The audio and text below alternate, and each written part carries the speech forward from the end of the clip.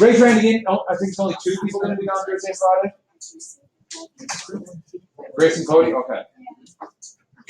So brainstorm, outline, thesis on one of these. So basically what it has, I'll just put the questions back on the board again. No big deal. And how long will we have to do this? 2 minutes. 30, yeah, we've done 5 minutes, but you should have a kind of plan, good idea where you're going to go. All right. So, did we get the Talmadge Amendment? Yes. Oh, who was the victor of the Battle of New Orleans? What general would win there, become a national hero? Jackson. And what were the Creeks were decimated at what battle? Horseshoe Bend. Yeah. Fort Mims was a Creek attack on a U.S. fort. And Henry Clay had that American system. What were the 3 things of the American system? He wanted 3 basic parts. Yeah, what's one? Terrorist. One was another. April. Yeah, so Bank of the United States. And what's the last one? Thank you. So we got those 3. Those 3 things. And this is going to be debated pretty much all the way through until the 1860s, 1870s. The Civil War would kind of change the dynamic. And so, do we get to Talmadge? Yeah. Do we talk about what post-Canadian emancipation was? Yeah. We ended it with free to 25. Do we talk about how that would benefit slaveholders? Yeah. Because what would they do? They sell them off to others. Yeah. And so it wasn't this idea of freedom and equality. We have people in the North who want to get rid of slave power, but they're also thinking, we want this to be a white republic, and that term will be used more and more in the 1830s and 1840s. The South went nuts. They saw this as a direct threat to them, realizing that if you start limiting the slave states, they lose their political power. It might lead to slave rebellion. They threatened secession, nullification, and what really scared them, the Talmadge Amendment passed the House. Didn't pass the Senate, but passed the House. And they demanded senatorial balance. An equal number of states. Remember, they're equal number in 1819, but now Missouri once come in as a slave state. This is the Missouri Compromise. 1820, yeah. Which one did it not pass it? The Senate. Because it was even. And also, a few northern senators did vote for it. Actually, a few southern senators, congressmen voted for the Talmadge Amendment, too. Different era. In 30 years, they would have probably been lynched, which is torturing somebody to death. Well, Congress is divided. It really does, like literally overnight. Looks like the Union might fall apart. And that is when a compromise came in. It was actually from a Senator Thomas from Illinois. We didn't even know that, but that didn't work. I think the battery's dead. Or somebody broke it when they... What are the others? We actually hit it when you slammed your hand on the podium. Huh? I hit it when you actually Good. slammed your hand on the podium. Who has a double A battery on it? So, oh God, nothing works anymore.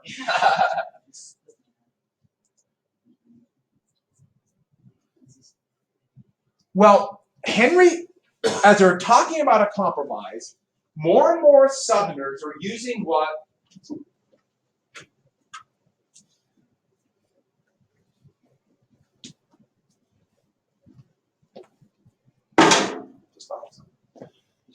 this was actually Thomas Jefferson's idea, but diffusion was his idea about how to get rid of slavery. In fact, that's why he banned, that's why I put this here, why he signed the bill banning the slave trade.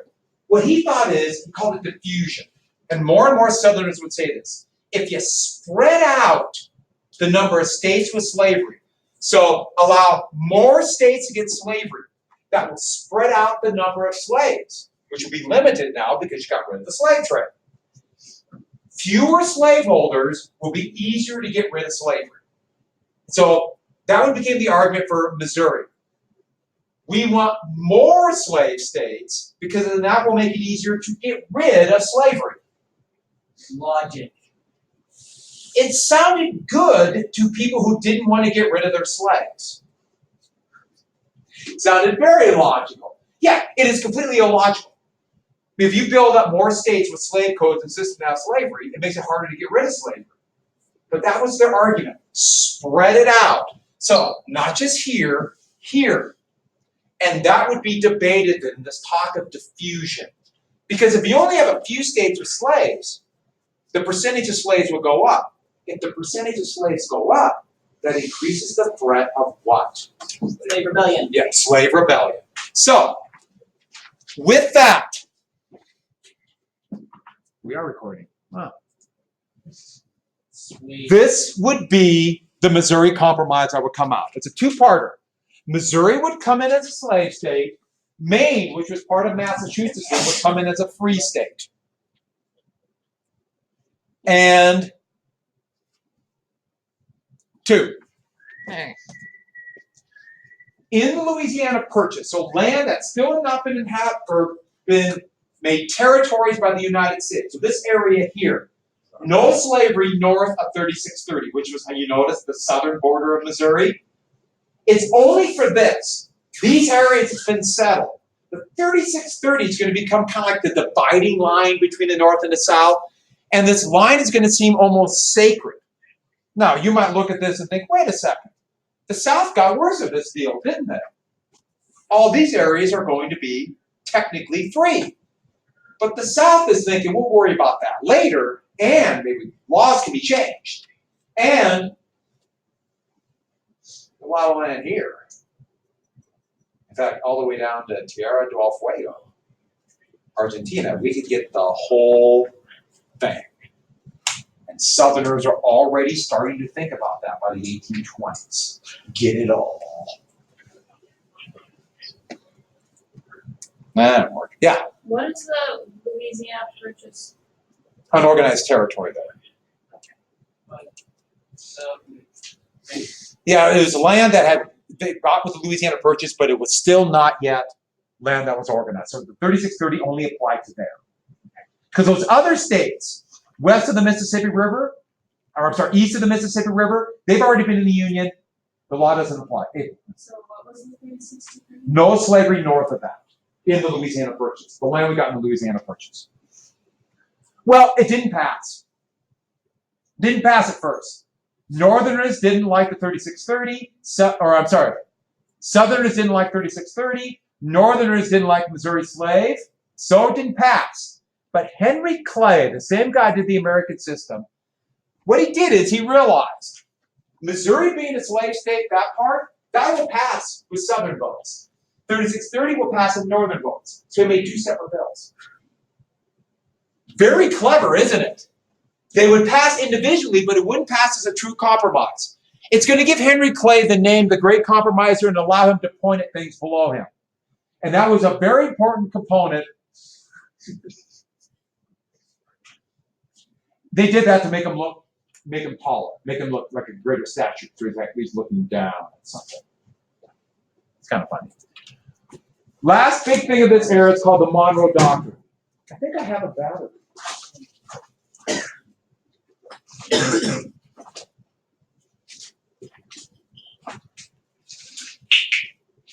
I like that. A piece of Berlin Wall. All right. In 1820 and 21, there were revolutions all over New Spain, and all those countries won their independence, like Mexico, all the way down to Argentina. And Brazil would win their independence from Brazil. So we have all these new countries in Latin America. And both the United States and Britain wanted to make sure they didn't become colonies. Again, they wanted to keep them as independent countries for lots of reasons. A lot of it so they could dominate them economically. But President Monroe issued a statement that would become American foreign policy. And the Monroe Doctrine said this: no European interference, no European intervention, meaning they can't intervene in affairs, they can't start colonies in the Western Hemisphere. Okay, they already had it like Canada or like Cuba stayed in New Spain and keep it, but no more. Now, the United States was not near strong enough to enforce this. Not at all. In fact, most people would have ignored it and probably did ignore it except for one simple thing. Britain enforced it. Britain did not want France coming over and colonizing Mexico. which actually they would try in the 1860s. That's where Cinco de Mayo comes from. And so, Britain kind of enforced it. But by the end of the century, people kind of forgot the Monroe Doctrine. But it's going to be dusted off, literally, by Teddy Roosevelt going into the 20th century. He's president. And he'll bring it back with basic ideas. Now, the United States is strong. And this hemisphere is our hemisphere. It's going to be called big stick diplomacy. It'll be brought back. And then it'll have like an old new meaning because it kind of fit in with what they wanted then. I like that picture of Monroe. It's one of those old textbook pictures. I just think it's funny. Like he's with a globe. He's talking about this. For some reason, that makes me laugh. And this was the era of good feeling. The feeling was that the country was unified, at least a little bit. They came up with a compromise in 1820, but it was an illusion. 1824, 5 people ran for president. The country was clearly not unified. And what was causing this disunity and also making slavery a bigger issue than ever before? The textile mills demanded cotton. Cotton needed to be picked by slaves. And everything changed because of, I know if I had the mouse, I could do it. Where's the mouse? I know, and then we wait. Had this dramatic thing, and then it went nowhere. I blame society. The Industrial Revolution.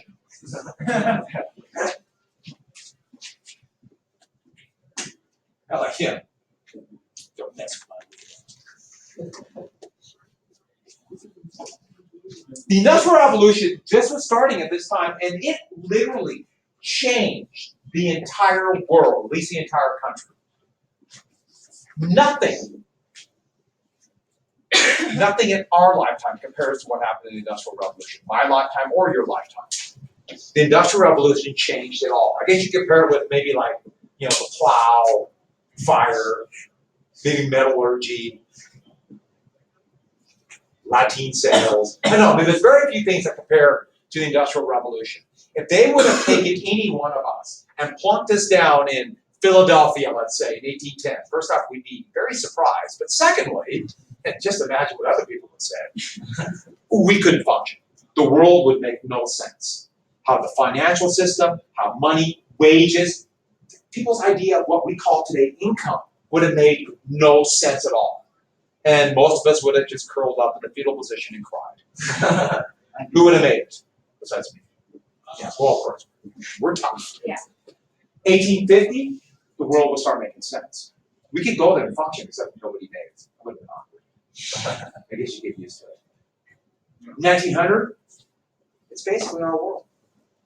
I know we don't have planes or computers, but They came to not too long after, right then. I mean, and once you start having these innovations, they snowball because there was now a method to get it out there. And the world we have today, finance, income, wage system, was created by the Industrial Revolution. And so in my lifetime, we've gone from, computers. A computer was the size of this room and had the processing power of a watch, a digital watch, when I was born. And I'm 1920. And today, obviously, it's gotten significantly faster, can process more information, but the actual foundations of the economy haven't changed since the beginnings of the Industrial Revolution. And so when people say, the world is changing faster today than ever before, that's either I find it amusing or sometimes I find it annoying, depending on who's saying it, because no, it doesn't even compare. Doesn't even compare. In fact, the funniest thing when people say, robots are going to take everybody's jobs today. That already happened. Sorry, we're not going to get that kind of change like we had in the 1950s. Not going to happen now. They didn't even compare. I think we made it pretty good out of that. So, yeah. It's called productivity. They measure it. Not even close today. So, yeah, because it's already happened. And so, the Industrial Revolution. What are the factors that led to the Industrial Revolution?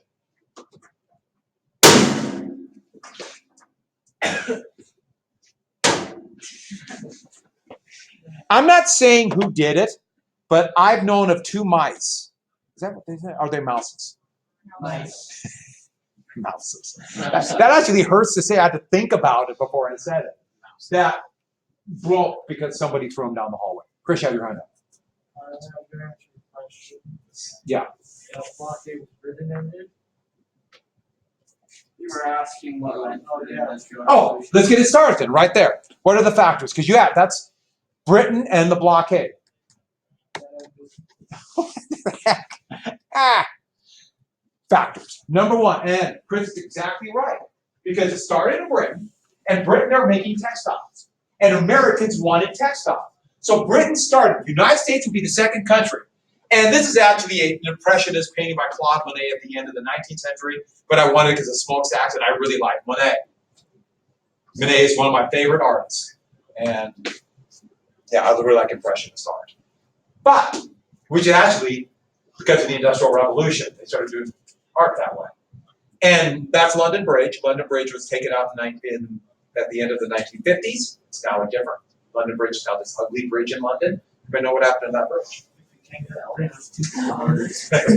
No, that's Tower Bridge, and that's a different bridge.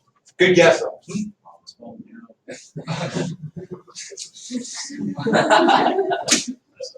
Everyone, and no one would tell on me for that. That's on video. Yeah, it's on video. Also, to be like an erase mark. You're missing a student. And it's in Lake Havasu, Arizona. This multi-millionaire bought it, and brick by brick had it shipped over from London. And then they built it. It's kind of like on this reservoir. It's like the weirdest thing, just sitting there. I have a bridge. Yeah, somebody has way too much money. Number 2.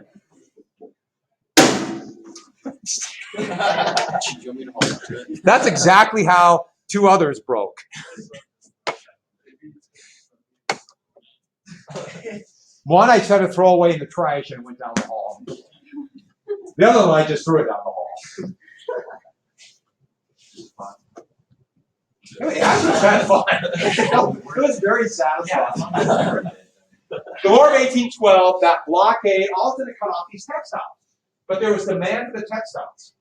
And even though I know most of you, your homespun, right? You make these clothes at home? Absolutely. Yeah. But other people actually buy the cloth or even buy shirts already made. And the textile industry, once there was a demand for it, this would trigger textile industry in New England. Next, the Transportation Revolution. And this is a big one. The Transportation Revolution, also partially triggered by the War of 1812, goes hand in hand with the Industrial Revolution.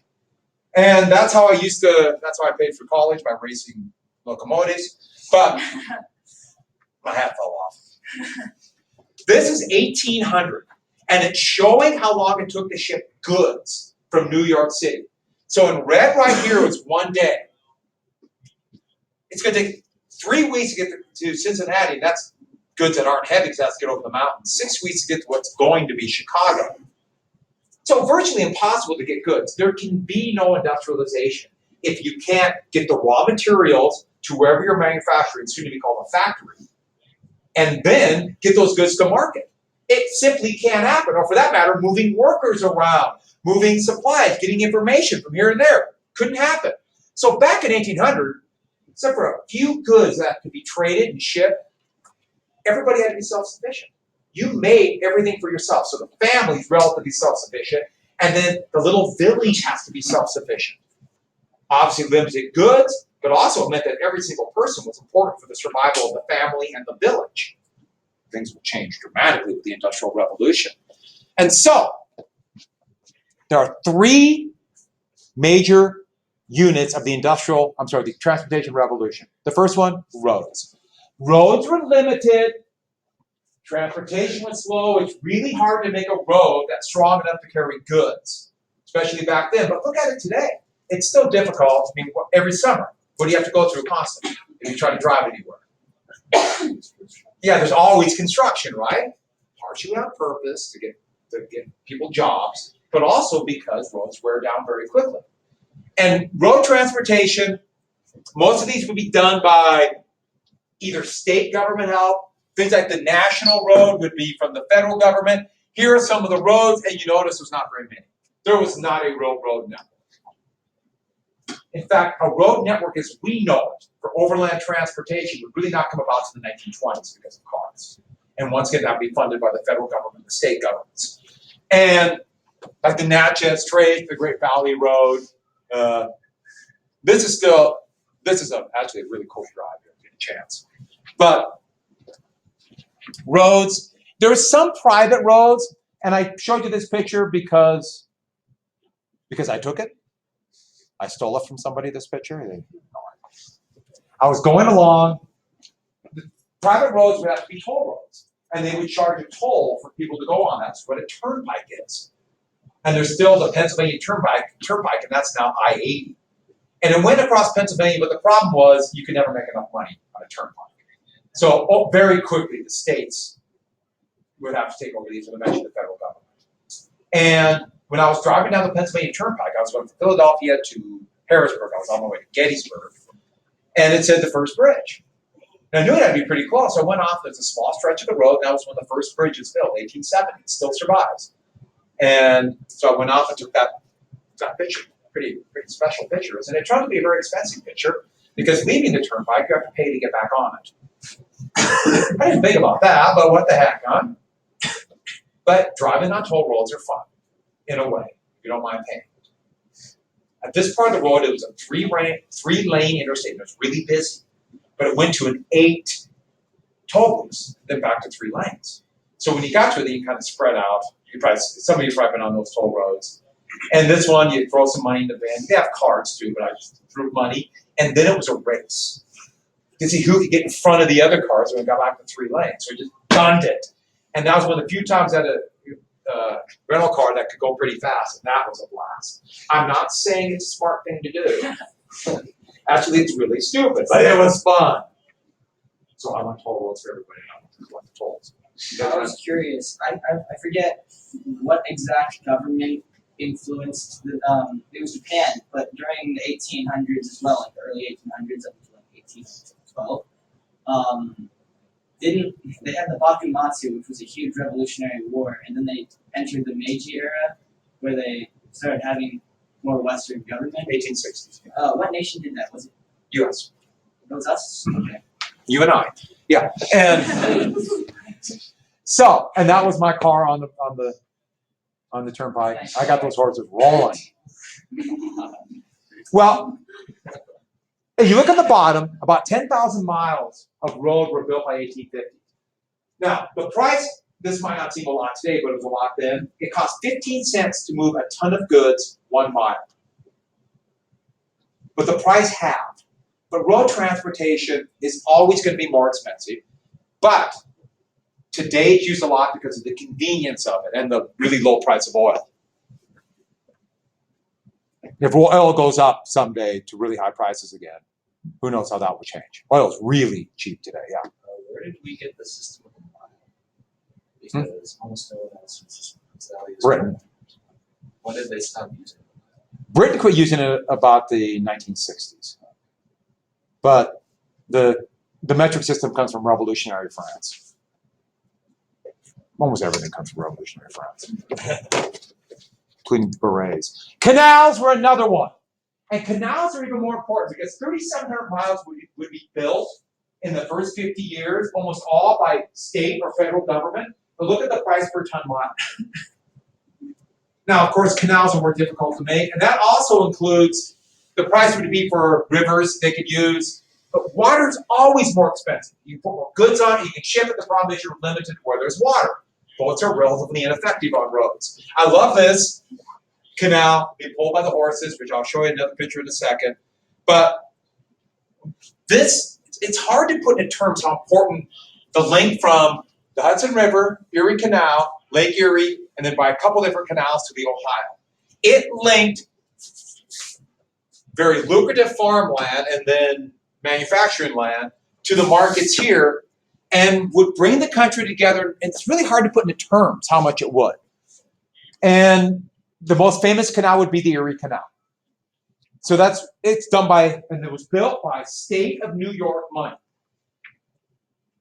And parts of it are still used. I know people will take it, they take like these long, kind of mini cruises along it. I guess it's kind of a big deal. I don't know if I'd want to do that, but they have a similar thing in France and places like that, which I guess are really cool.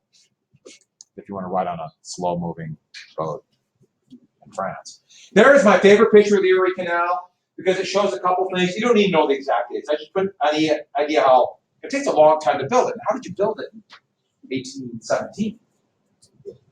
Guys with shovels. Yeah, one guy. But you can see keel boats or these long boats. Not that they can hold a lot, but it's still significantly cheaper. And they would have these flat paths along it. They could pull by horses. And so all these canals have that, and this flat path along. So today it's still like a popular hiking and biking things along the Erie Canal. In fact, I'll go up here real quick. This is the C&O Canal right here, this purple one. It goes past the Washington, D.C. There's still a few working locks. They still show how it works. But it's a really popular hiking tour, and I walked about 5 miles along it. And it has to be flat, so it's a really easy walk. And it went through the Appalachian Mountains, and it is one of the most beautiful places I've ever been in my life. It's really cool along the Shenandoah River, and it's like this is amazing. Oh, one more thing then. Look at that pig. Look at that thing. That pig could eat this person easily. And look at that, look at the knees on that thing. That is one big, they grew them big in New York. Robert Fulton he'd be given the credit, even though it's much more complex, of making one of the first workable steamboats. It was the Claremont. It was called Fulton's Folly.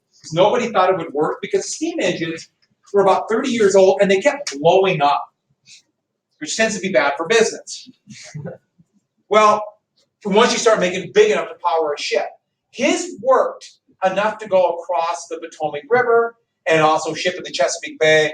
And his boat then it was happening at the same time in England, would revolutionize transportation because now upriver didn't matter. Bad storms didn't matter. And with steam engine, they could be heavier ships, eventually iron ships, haul more goods. You can see the development of steam go hand in hand with the growth of pretty soon of these European empires because of this, and an American empire. And he was obviously a junior high girl at the time he did this. Remember I told you? And so, that steam, that is how the road with rivers, roads, and canals, it's most in the north, and look how transportation changed. By 1830, okay, it's not huge. The world is still moving about 3 miles an hour, but it's bigger, and now it's only 3 weeks to get to the little tiny town of Chicago. And so we're right on the edge. 2 big changes, and then the one that will change everything. What would change everything? Nuclear power. Nuclear trains. Yes. Actually, they talked about nuclear trains and nuclear planes. Then the realization hit them that that's crazy. The explosions would be pretty terrible. Hey, it'd be a great sight once. Okay, so that's George Stephenson's The Rocket, and that was the first train in England. They had been using rails, cars on rails to pull by horses for like iron and goods like that, but the train would revolutionize things. And this is a picture I took at the York Museum in England. Really cool train museum. Okay, I like train museums. What do you want? What do you want me to say? But it's very small, and it's pretty remarkable. They actually made 2 of them. The first one blew up. Peter Cooper's Tom Thumb was the first American one. Tom Thumb was a circus act, and he was a guy, either depends on your reading it. A lot of them say he was only 2 feet tall. I think it was closer to 3 feet tall. They get it the size of your thumb. Yeah, I know. But once trains hit, everything changed. The world went from 3 miles per hour to 15 to 30. By the end of the century, some of the big locomotives could go well over 100 miles an hour, which must have been just amazing to see one of those big engines go, hauling stuff. And yeah, they move faster by the 1920s and various steam engines than trains do today, at least in America. Bullet trains. Yeah, the high-speed rail, pretty cool. To be honest. And I love this picture because at first it was kind of a novelty, and I love how they just put carriages for horse-drawn carriages and just put them on wheels like that. But like I'm riding on top and they're whizzing along at about 30 miles an hour. It's like, wow! And there'd be like soot and cinders coming from there and catching their hair on fire, which added to the excitement. And so I just love that picture. It's kind of it's actually done in the late 1840s, but it's a good one. But the thing is, once you start shipping goods, it changed everything. But to talk about the impact of railroads, you can't understate it. It changed the entire world, railroads. And everybody who had trains and could make them and had the industrial strength to produce railroads, they had a huge advantage over everybody else. And so, let's look at the miles, because this is actually remarkable. 1830, 13 miles. Okay, the B&O Railroad. But this is the one we need to know. 20 years, by 1850, 9,000 miles of track, which is incredible. But look at 1860. Look how many miles they built. By the end of the century, over 300,000 miles of track in the United States. Actually, they made too many. We're down to about 180 again. We probably don't have enough now. But look at the price per ton mile by 1850. It's more expensive than water, but speed, the ability to go places where water could not go, the ability you could repair a railroad track a lot faster than you could fix a river. Floods don't matter. It was revolutionary. And look at the rail network. 1850, you notice there's a few tracks, and there's some problem, maybe they didn't have the same gauge. Look at 1860. Look how many more miles of track. But yeah, Brent, did you have your hand up? Sorry. I was all ready to answer your question. And we do need to get that. Most of the miles, most of the transportation was in the north. Now, great, that's the north, more industry. Moving on. Yeah, and Did they have track switching back then? we had to invent it.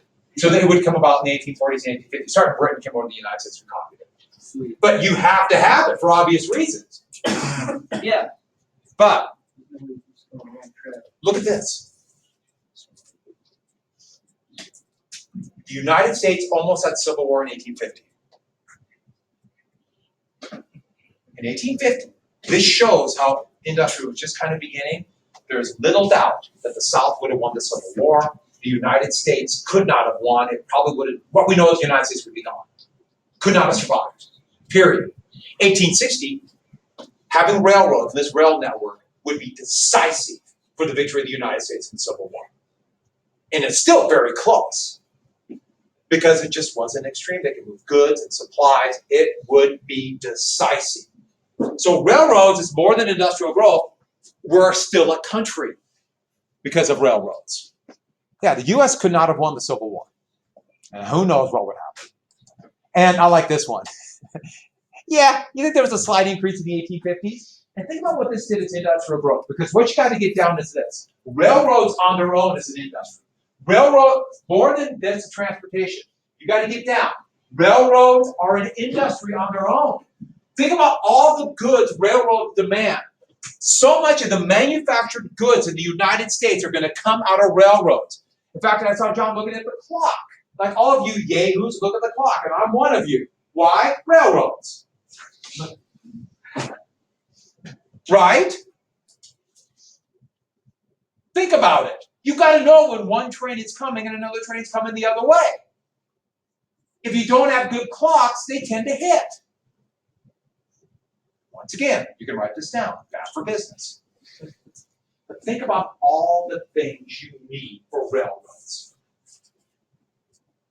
So many materials. Iron, coal, steel, the steel industry. Gotta get steel. That would make the United States came out of railroads. Had to have high quality steel because it's strong, it could hold more. What'd you say? Wood. Railroads chew up wood. You would not believe how fast trees are going to be cut down because of railroads. 97% of the original forest in the United States, at least the continental United States, would be cut down by 1900.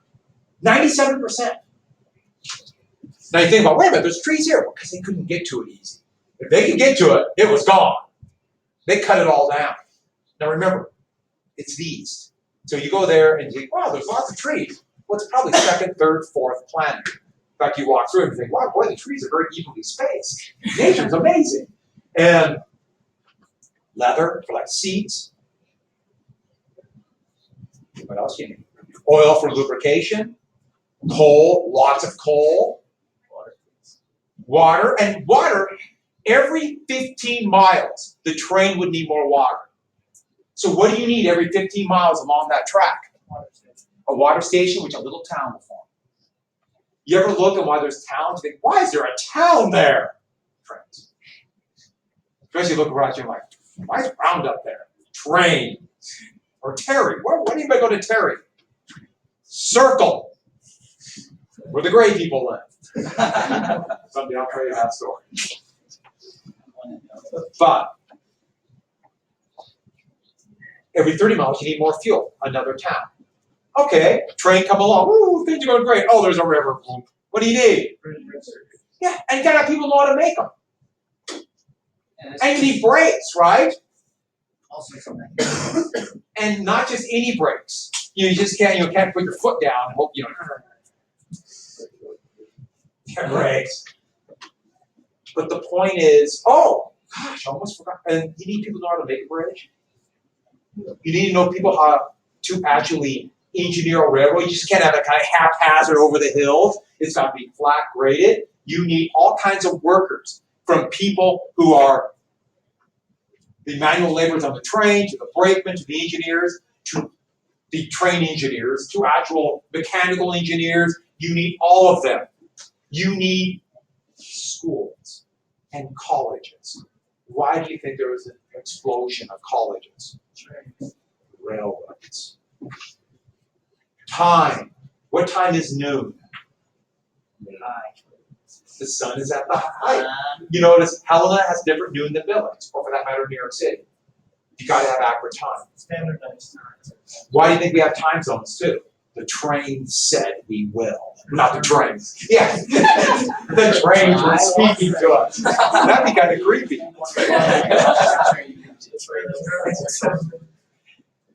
Maybe machines are taking over the world.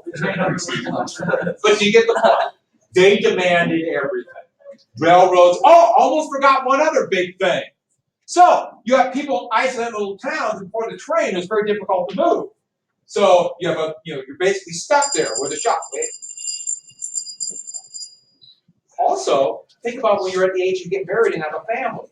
What are your choices? Train. You move on a train. But you move on a train. But a train can get you where there's more chances. You're in a little town, inbreeding. Oh, You spread it out, you've actually strengthened it. And this is actually very true. And write this down. Inbreeding bad. All right. Inbreeding is bad. Royalty has taught us anything. It's a leg, it's like I did. Oh, I